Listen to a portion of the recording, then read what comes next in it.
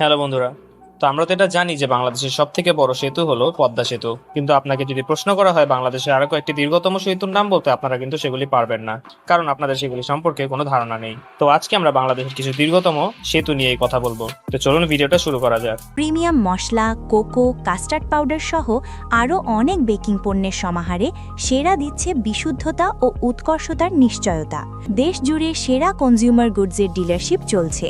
প্রথমেই আমরা জানবো মুক্তারপুর সেতুর ব্যাপারে, যেটি হলো বাংলাদেশের একটি সড়ক সেতু, যেটি ঢাকা বিভাগের মুন্সিগঞ্জ জেলায় অবস্থিত। এই সেতুটির মোট দৈর্ঘ্য হলো 1521 মিটার, মানে 1.5 কিলোমিটার, এবং এই সেতুটির নির্মাণ কাজ শুরু হয় 2008 সালে। এই সেতুটি নির্মাণ হওয়ার আগে এই অঞ্চলের মানুষ নদী পার হতো ট্রলার দিয়ে, আর যানবাহন পারাপার হতো ফেরির মাধ্যমে। সেতুটি মুন্সিগঞ্জ জেলার প্রায় 4 কিলোমিটার দূরে মুক্তারপুর নামক স্থানে ধলেশ্বরী নদীর ওপর অবস্থিত, এবং এই সেতুটি ঢাকা, নারায়ণগঞ্জ এবং মুন্সিগঞ্জের যোগাযোগ ব্যবস্থায় একটি গুরুত্বপূর্ণ ভূমিকা পালন করে। এই সেতু তৈরিতে মোট খরচ হয়েছে 208 কোটি টাকা। এরপরে আমরা জানবো খান জাহান আলী সেতুর ব্যাপারে। এই সেতুটি বাংলাদেশের খুলনা বিভাগের রূপসা নদীর ওপর অবস্থিত, এবং এই সেতুটি রূপসা সেতু নামেও পরিচিত। সেতুটির মোট দৈর্ঘ্য 1600 মিটার, মানে 1.6 কিলোমিটার, এবং এই সেতু নির্মাণ কাজ শুরু হয় 2005 সালের মে মাসে। এই সেতুকে খুলনার প্রবেশদ্বারও বলা হয়, কারণ এই সেতুগুলি বাংলাদেশের দক্ষিণাঞ্চলের জেলাগুলোকে বাংলাদেশের দ্বিতীয় বৃহত্তম সমুদ্র বন্দর মোংলার সাথে সংযুক্ত করেছে, এবং এই সেতুটি খুলনা শহর থেকে 4.80 কিলোমিটার দূরে অবস্থিত। এরপরে আমরা জানবো হার্বিংস ব্রিজের ব্যাপারে। বাংলাদেশের ইতিহাসে সব থেকে বেশি পুরনো ব্রিজ হলো এই হার্বিং ব্রিজ, যেটি 1915 সালে ব্রিটিশরা তৈরি করেছিল। এই সেতুটি কুষ্টিয়া জেলায় অবস্থিত। সেতুটির মোট দৈর্ঘ্য 1798 মিটার, মানে 1.8 কিলোমিটার। তো এখন বন্ধুরা, আমাদের মাঝে একটি কোশ্চেন থাকতে পারে যে কেন এই ব্রিজটির নাম হার্ডিংস ব্রিজ রাখা হয়েছে। আসলে সেতুটি লর্ড হার্ডিংস এর নামে তৈরি করা হয়েছে, যিনি 1910 সাল থেকে 1916 সাল পর্যন্ত ভারতের ভাইসরয় ছিলেন। আর এই ব্রিজটি তৈরি হওয়ার পরে 100 বছরের গ্যারান্টি দেওয়া হয়েছিল, যা আজও টিকে রয়েছে। এরপরে আমরা জানবো লালন শাহ সেতুর ব্যাপারে।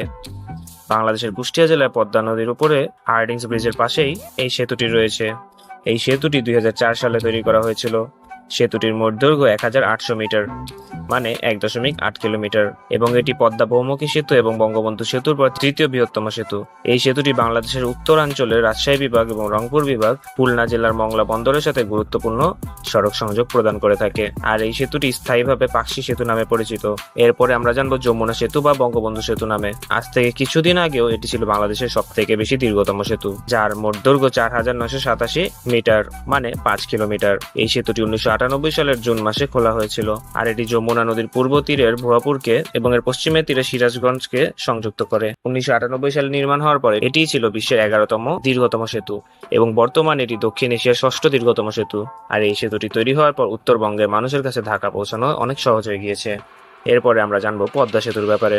বর্তমান বাংলাদেশের সবচেয়ে বহুল আলোচিত সেতু হলো পদ্মা সেতু, যার নির্মাণ কাজ শুরু হয়েছিল 26 নভেম্বর 2014 সালে, এবং এর নির্মাণ কাজ শেষ হয় 23 জুন 2022 সালে, এবং এই সেতুটি উদ্বোধন করা হয়েছে 25 জুন 2022 সালে, যেটি উদ্বোধন করেছিল শেখ হাসিনা। এবং এই সেতুর উপরের স্তরে একটি 4 লেনের মহাসড়ক এবং নিচের স্তরে একটি একক রেলপথ রয়েছে। সেতুটির মোট দৈর্ঘ্য 6241 মিটার, মানে প্রায় 6.2 কিলোমিটার। পদ্মা সেতু যেন দক্ষিণাঞ্চলের মানুষের জন্য যাতায়াতের এক নতুন প্রাণ।